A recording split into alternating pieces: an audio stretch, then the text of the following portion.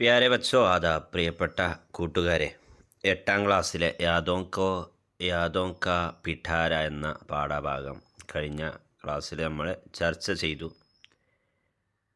ഈ പാഠഭാഗത്തിലെ പ്രവർത്തനങ്ങൾ വളരെ വേഗത്തിൽ ഇന്ന് ചർച്ച ചെയ്യാം.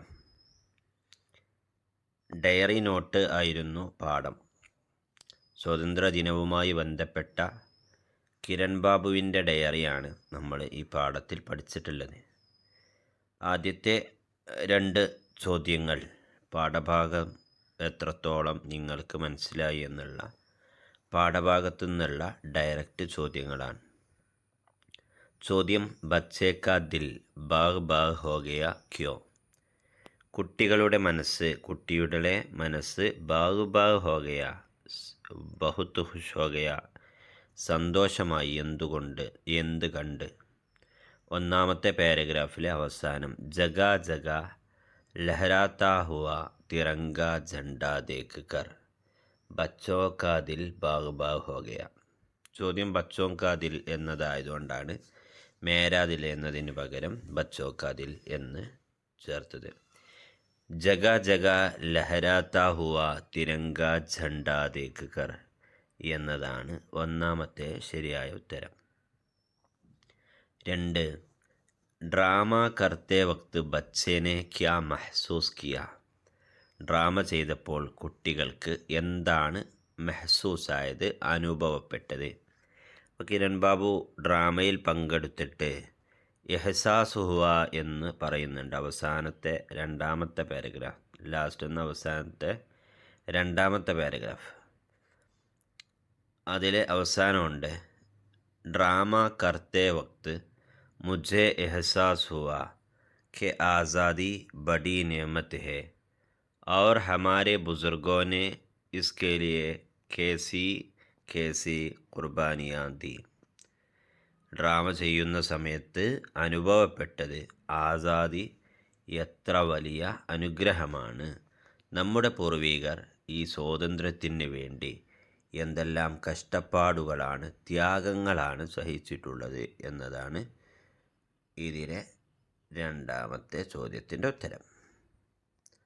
3ാമത്തേത് കിരൺ ബാബു कहता है कि आज मुझे अपने मुल्क से मोहब्बत और उसकी हिफाजत का अहमियत का एहसास हुआ. मैं वादा करता हूँ कि अपने वतन की भलाई के लिए कोशिश करूँगा. वतन की भलाई के लिए हम क्या कर सकते हैं? अपने ख्यालात पेश कीजिए. നമ്മുടെ രാജ്യത്തിൻ്റെ നന്മയ്ക്ക് വേണ്ടി നമുക്ക് എന്തെല്ലാം കഴിയും എന്ന നമ്മുടെ ചിന്തകൾ എഴുതാനാണ് ഇവിടെ പറഞ്ഞിട്ടുള്ളത്. സ്വാഭാവികമായിട്ടും നമ്മളിപ്പോൾ കുട്ടികളാണ്. ഒരു രാജ്യത്തിലെ പൗരന്മാർ എന്ന നിലക്ക് നമ്മൾ ഏറ്റവും ഉണ്ടാവേണ്ടത് ഹമാരെ ദിൽ മേ ഹുബ്ബെ വത്തൻ കാ ജസ്ബ ഹോനാ ചാഹിയെ. ഹമാരെ ദിൽ മേ ഹമേശ ഹുബ്ബെ വത്തൻ കാ ജസ്ബ ഹോനാ ചാഹിയെ. ദൂസരോങ്ക മാന്യ, മറ്റുള്ളവരെ അംഗീകരിക്കുക. ബഡോങ്ക മാന്യ, വലിയവരെ. മാന്യ ഓർ ഇസ്സത്ത് കർണ, അവരെ ബഹുമാനിക്കുക. വലിയ ആളുകളെ, മുതിർന്ന ആളുകളെ നമ്മൾ എന്ത് ചെയ്യണം? മാന്യ ഓർ ഇസ്സത്ത് കർണ, അവരെ അംഗീകരിക്കുകയും അവരെ ബഹുമാനിക്കുകയും ചെയ്യുക. और हमारे देश के कई कुदरती मनाजिर है, उसकी हिफाजत करना. माहौल की हिफाजत करना. ആലൂദകി സെ ബച്ചാന, ആലൂദകിയിൽ നിന്ന്, മലിനീകരണത്തിൽ നിന്ന് രക്ഷപ്പെടുക. സച്ചായി സെ ജിന്ദഗി ഗുസാർന, സത്യസന്ധമായി ജീവിതം കഴിച്ചുകൂടുക. നന്നായി പഠിക്കുക. ഇവയെല്ലാം എന്തു തന്നെയാണ്? രാജ്യത്തിൻ്റെ ബലായിക്ക് വേണ്ടിയുള്ള കാര്യങ്ങളാണ്. നാം പഠിച്ച അറിവുകളെ നമ്മുടെ രാജ്യത്തിൻ്റെ നന്മയ്ക്ക് വേണ്ടി ഉപയോഗപ്പെടുത്തുക എന്നത് വളരെ പ്രധാനപ്പെട്ട ഒരു കാര്യമാണ്. ഞാൻ പറഞ്ഞ ഏകദേശം ചില എക്സാമ്പിൾ മാത്രമാണ്, വിശദീകരിച്ച് നിങ്ങൾക്ക് എഴുതാം. अगला सवाल, यौम आज़ादी के दिन आपके स्कूल में कई प्रोग्राम मुनक़िद होते होंगे. സ്വാതന്ത്ര്യ ദിനത്തിൻ്റെ അന്ന് നിങ്ങളുടെ സ്കൂളിൽ പല പ്രോഗ്രാമുകളും എന്തുണ്ടാവും? മുന്നഖിദ് ഹോത്തെ ഹോകെ, സംഘടിപ്പിക്കുന്നുണ്ടാകും. अपने पसंदीदा प्रोग्राम का एक പോസ്റ്റർ തയ്യാർ കീജിയെ. നിങ്ങളുടെ ഇഷ്ടപ്പെട്ട പ്രോഗ്രാമിൻ്റെ ഒരു പോസ്റ്റർ തയ്യാറാക്കുക എന്നതാണ് ഇവിടെ കൊടുത്തിട്ടുള്ളത്. അപ്പോൾ ഇവിടെ പോസ്റ്റർ തയ്യാറാക്കാൻ എന്തെല്ലാം വേണമെന്നിവിടെ കൊടുത്തിട്ടുണ്ട്. പോസ്റ്റർ തയ്യാർ കർത്തേ വക്ത് ഉൻ ബാത്തോं का लिहाज रखें. പോസ്റ്റർ തയ്യാറാക്കുന്ന സമയം ഈ കാര്യങ്ങൾ ശ്രദ്ധിക്കണം. ഒന്ന്, ഉൻവാൻ ഹെഡിങ് ഉണ്ടായിരിക്കണം. 2, ജഗ സ്ഥലം, വക്ത് സമയം, മെഹ്മാനെ ഖുസൂസി മുഖ്യാതിഥി, സദാറത്ത് അധ്യക്ഷൻ, ഇഫ്തിതാഹ് ഉദ്ഘാടനം. ഇത്രയും കാര്യങ്ങൾ ഉൾപ്പെടുത്തിക്കൊണ്ട് ഒരു പോസ്റ്റർ തയ്യാറാക്കാനാണ്. ഒരു പോസ്റ്ററിൻ്റെ മോഡൽ നമുക്ക് നോക്കാം. ഉർദു ज़बान ने जंग आज़ादी में क्या किरदार अदा किया. ഇതൊരു ക്യാപ്ഷനാണ്. ഇതൊരു സെമിനാറിൻ്റെ പോസ്റ്ററാണ് തയ്യാറാക്കിയിട്ടുള്ളത്. അപ്പോൾ അതിൻ്റെ മുമ്പ് ഒരു ക്യാപ്ഷൻ നിർബന്ധമില്ല, നമുക്ക് കൊടുക്കാൻ പറ്റുകയാണെങ്കിൽ അത് നല്ലതാണ്. ഉർദു ഭാഷ സ്വതന്ത്ര സമരത്തിൽ എന്ത് പങ്കാണ് വഹിച്ചത് എന്നുള്ളൊരിത് കൊടുത്തു. പിന്നെ ജംഗെ ആസാദിമേ ഉർദു കാ ഹിസ്സ എന്നത് മെയിൻ ഹെഡിങ് ആണ്, അഥവാ നമ്മൾ നൽകിയിട്ടുള്ള ഉൻവാനാണത്. ഉൻവാൻ എന്താണ് പ്രോഗ്രാം? ജംഗെ ആസാദിമേ ഉർദു കാ ഹിസ്സ. പിന്നെ അതിന് ശേഷം 15 അഗസ്റ്റ് 2025 ജുമ 10 ബജെ. ഓഗസ്റ്റ് 15, 2025 വെള്ളിയാഴ്ച ദിവസം 10 മണി. ഇതാണെന്ത്? താരീഖ്, ഡേറ്റ്. ഇത് താരീഖ്. അപ്പോൾ ഇൻവാന് വന്നു, താരീഖ് വന്നു, വക്ത് വന്നു. വക്ത് പറഞ്ഞാൽ 10 മണി എന്നുള്ളത്. Abul Kalam Azad seminar hall. ഇത് ജഗ, എവിടെ വെച്ചാണ് പരിപാടി നടക്കുന്നത്? അബുൽ കലാം ആസാദ് സെമിനാർ ഹാളിൽ വെച്ച്. സ്ഥലത്തിൻ്റെ പേര് കൊടുക്കാം.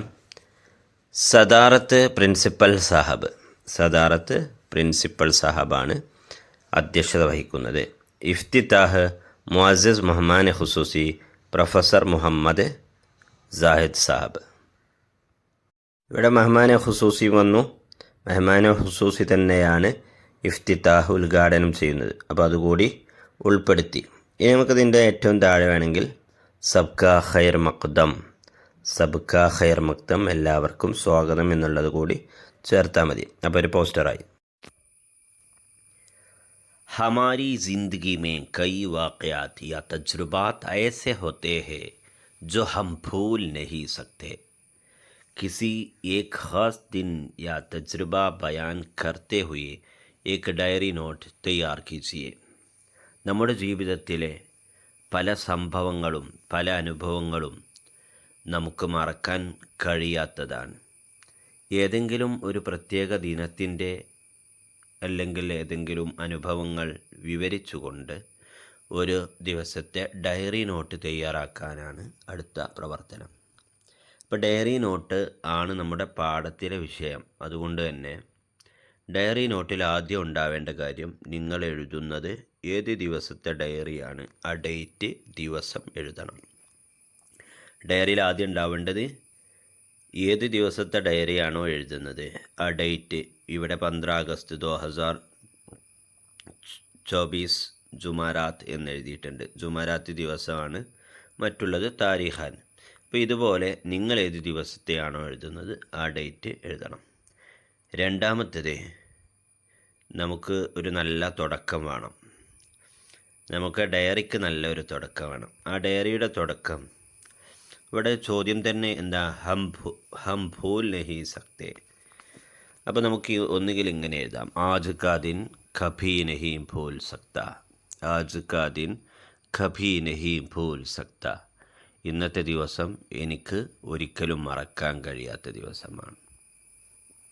അങ്ങനെ എഴുതാം. അല്ലെങ്കിൽ ഇങ്ങനെ എഴുതാം, ആജ് മേരെ ലിയേ ഖുഷി കാ ദിൻ ഹെ.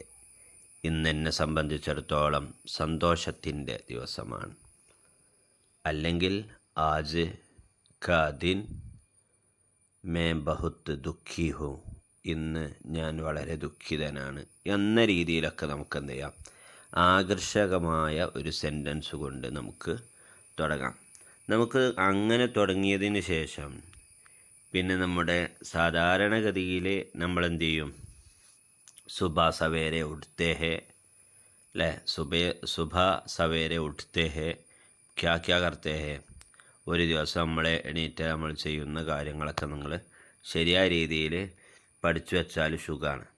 അപ്പോൾ നമുക്കവിടെ സുബഹ സവേരെ ഉഠ്തേ ഹേ, ഹാത്ത് മുഹ് ധോത്തേ ഹേ, ഖുദാ സെ ദുആ മാങ്തേ ഹേ, പിന്നെ നഹാത്തേ ഹേ, നാഷ്ത കർത്തേ ഹേ എന്നുള്ള കാര്യങ്ങളൊക്കെ നമ്മൾ സാധാരണ എഴുതുന്ന പോലെ കാര്യങ്ങൾ എഴുതാം. ഇത്രയും കാര്യങ്ങൾ ഓർത്തു വെക്കുക. ഒന്ന് നല്ല ഒരു തുടക്കം വേണം. ആ തുടക്കത്തിന് ശേഷം നമ്മളെന്ത് ചെയ്യുക? സുബഹ സവേരെ ഉഠ്ത എന്നുള്ളതിന് പകരം എന്ത് ചെയ്യുക? ഉഠ്താഹെ എന്ന് പറയാൻ പറ്റില്ല. എന്താണ് നമ്മൾ എഴുതുന്ന ഡയറി അതാണ്. അതുകൊണ്ട് സുബഹ സവേരെ 5 ബജെ മേ എന്ന് ഉഠ്താഹെ എന്ന് എഴുതരുത്. ഹാത്ത് മുഹ് ധോയ, പിന്നെ ഖുദാ സെ ദുആ മാംഗി, नाश्ता किया, യൂണിഫോം പഹൻകർ സ്കൂൾ ഗേ. പിന്നെ എന്താണോ നമ്മളെ ജീവിതത്തിലെ സംഭവം, സ്കൂളിൽ പോയതാണോ അല്ലെങ്കിൽ വേറെ നമ്മളെ തഫ്രീ സഫർ പോയതാണോ, ഏതെങ്കിലും ഒരു സംഗതിയെക്കുറിച്ചാണ് നമ്മൾ ഡയറി നോട്ട് എഴുതേണ്ടത്.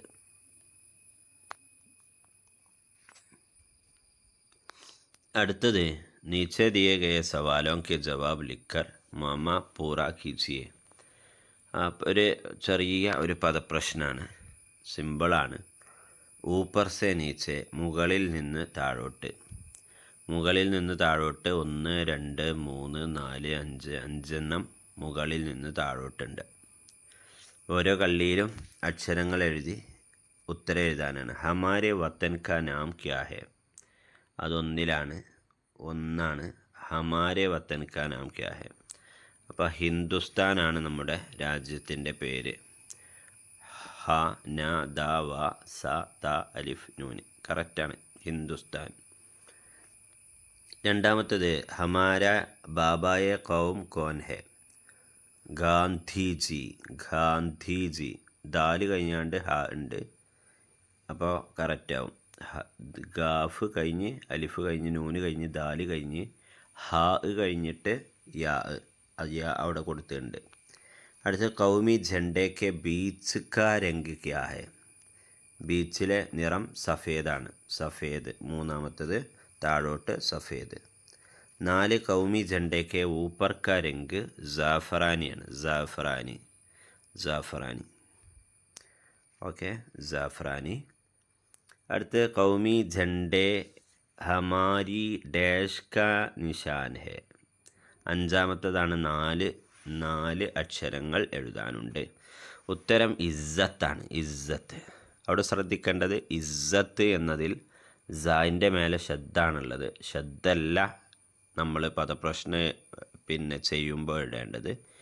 ഐന് കഴിഞ്ഞിട്ട് സെ, വീണ്ടും സെ, പിന്നെ ത. ഈ രീതിയിലാണ് എഴുതേണ്ടത് ഇസ്സത്ത്. അടുത്തത് ദായൻ സെ ബായെ വശത്തേക്ക് എഴുതാനുള്ളതാണ്. 15 അഗസ്റ്റ് കെ ദിൻ ക്യാ മനായ ജാത്താ ഹെ. ആറാമത്തെയാണ്. യൗമെ ആസാദി എന്നതാണ് ഉത്തരം. ഇവിടെ കൊടുത്തിട്ടുണ്ട്. ബാക്കി നമ്മളിങ്ങനെ എഴുതുമ്പോൾ നമ്മൾ എഴുതേണ്ടത് യൗമെ ആസാദിയാണ്. അപ്പോൾ ഇവിടെയും യൗമ് കഴിഞ്ഞാൽ ആ എന്നതിന് 2 കോളം കൊടുത്തിട്ടുണ്ട്. ഈ 2 കോളത്തിലും നമ്മൾ അലിഫ് തന്നെയാണ് എഴുതുന്നത്. അലിഫും ചേർന്നതാണ് അലിഫ് മദ് ആ എന്നത്. അടുത്തത് അശോക് ചക്ര കാ രംഗ് ക്യാ ഹെ. അശോക് ചക്രത്തിൻ്റെ നിറം എന്ത് എന്നതാണ്. നീല എന്നതാണ് ഉത്തരം. ഇത്രയുമാണ് ഈ പാഠഭാഗത്തിലെ പ്രവർത്തനങ്ങൾ. മനസ്സിലായി എന്ന് പ്രതീക്ഷിക്കുന്നു. ശുക്രിയ. ഖുദ ഹാഫിസ്.